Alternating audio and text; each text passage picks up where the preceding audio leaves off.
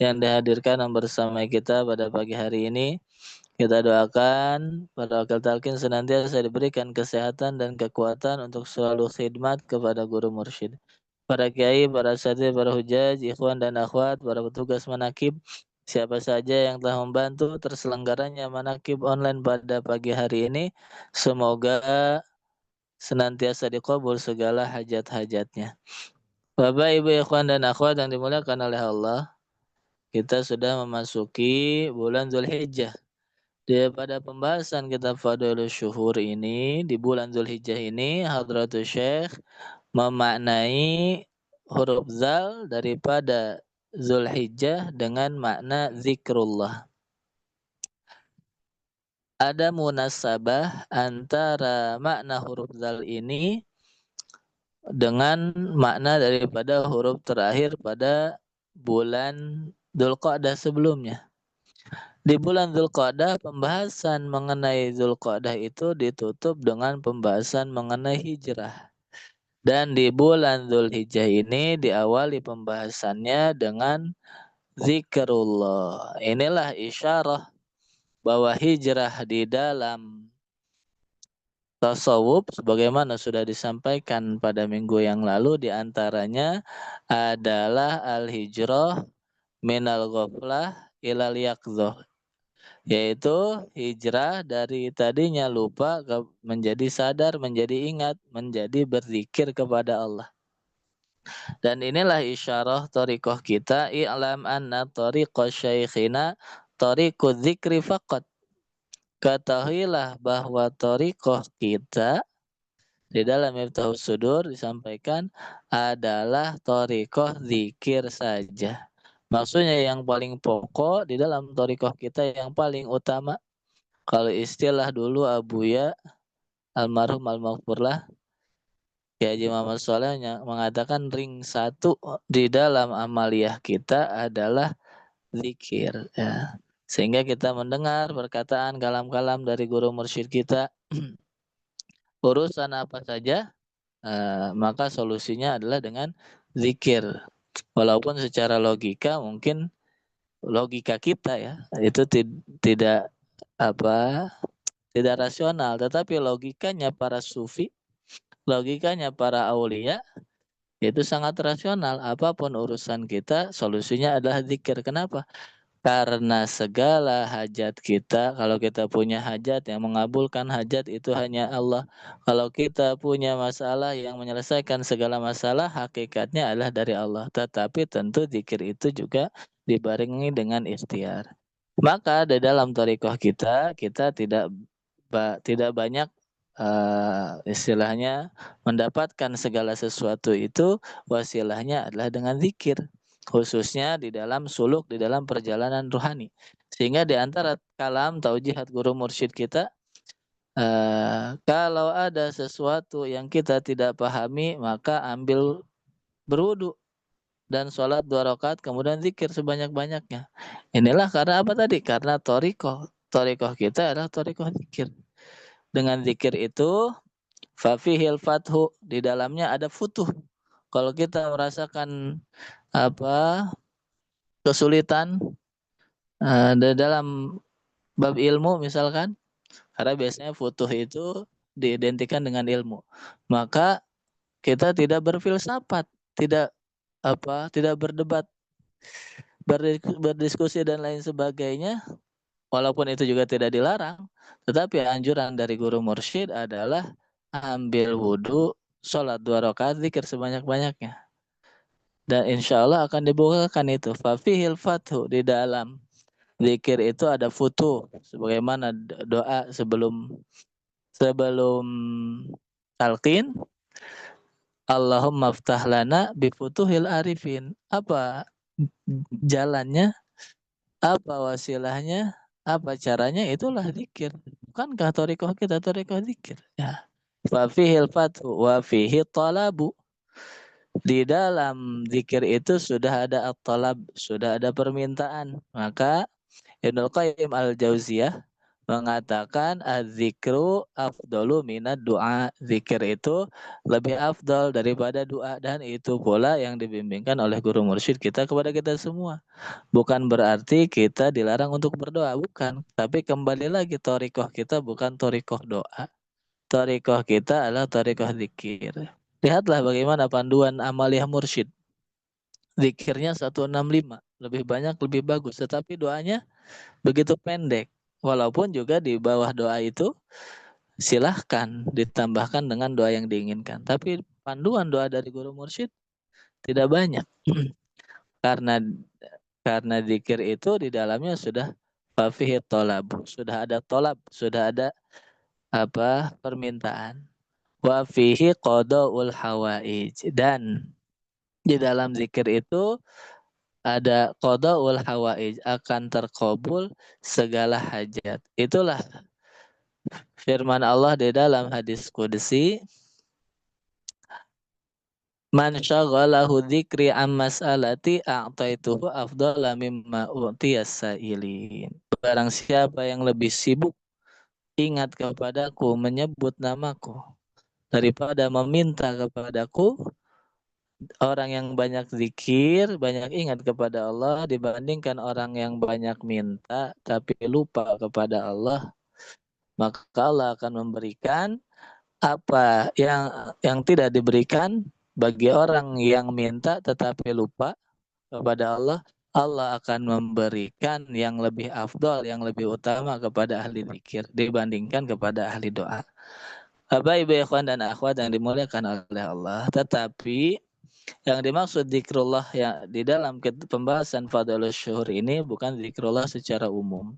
Tetapi wal muraduhuna, yang dimaksud di sini adalah zikru lafzil jalalati. Zikir dengan menggunakan sigot lafzul jalalah, atau dalam prakteknya dikenal dengan istilah zikir khafi. Jadi pembahasan ini juga isyarah bahwa zikir khafi itu adalah amal kolbu, zikir khafi itu adalah amal batin, amal ruhani. Maka ini juga isyarah bahwa isyarah termasuk ke dalam makna hijrah. Tadi hijrah kita diantaranya dari lupa kepada zikir, ingat kepada Allah. Dan juga dengan bertorikoh itu juga kita hijrah. Tadinya kita hanya melakukan amalan syariat, amal lahiriah, dengan kita talqin kepada guru mursyid, maka kita hijrah. Bukan hanya melaksanakan amal lahiriah, tetapi kita berpindah ke dalam melaksanakan amalan thariqah, melaksanakan amalan ruhani. Maka niat talqin itu dari guru mursyid adalah untuk masuk Islam secara kafah, bukan hanya berdiri di luar, tetapi masuk ke dalam. Inilah zikru lafzil jalalah, bahwa zikir yang diamalkan bukan sekedar di lisan, tetapi jauh ditanam oleh guru mursyid ke dalam hati kita. Inilah talqin itu cara untuk mengingat Allah Azza wa Jalla. Mengingat itu adalah pekerjaan hati, bukan pekerjaan mulut. Kalau pekerjaan mulut itu menyebut, tetapi ada alaqah baina alami syahadah wa alamil malakut, kata Imam Al-Ghazali di dalam Jawahirul Quran. Ada alaqah, ada hubungan antara alam syahadah, alam yang terlihat, alam nyata, alam zahir, alam lahiriah, wa alamil malakut, dan alam yang tidak terlihat. Itulah diantaranya antara yang lahir dengan yang batin ada alaqah, ada hubungan. Antara kebersihan lahir dengan kebersihan batin, hubungan.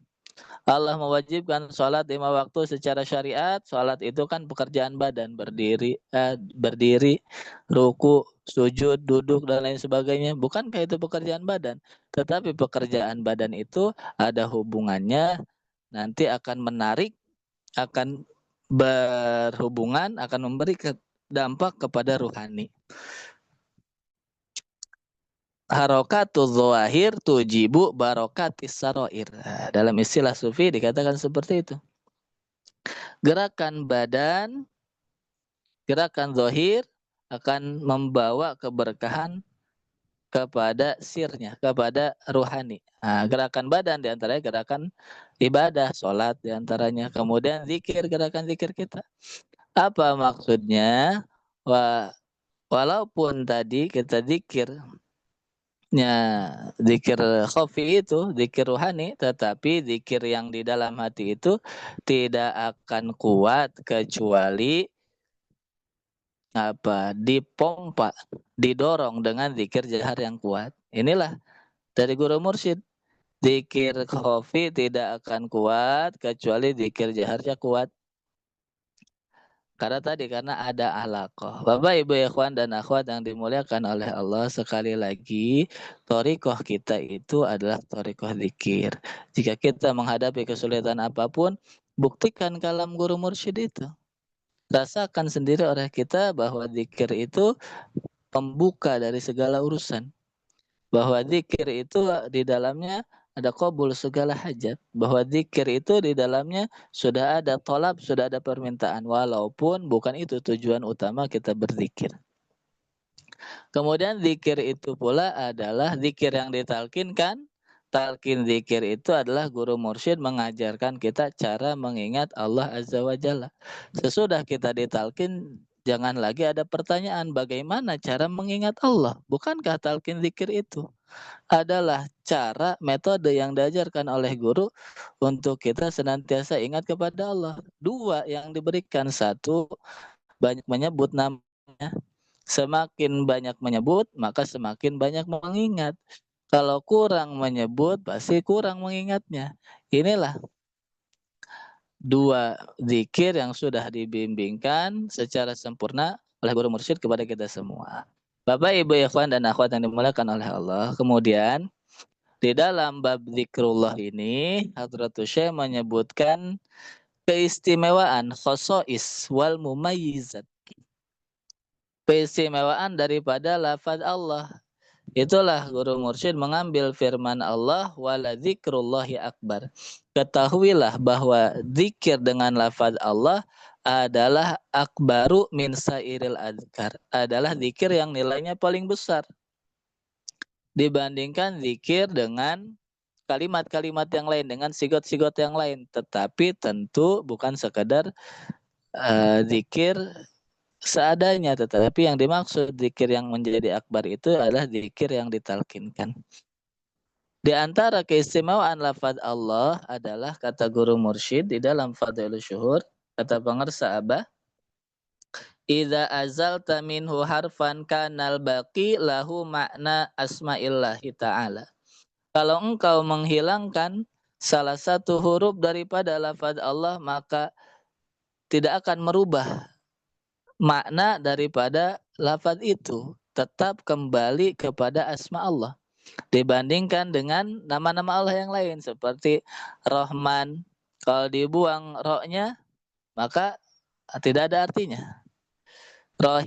Malik, kalau dibuang mimnya tidak ada artinya. Tetapi Allah, hilangkanlah lafaz alif, maka menjadi lillah. Lillahi mulkus samawati wal ard.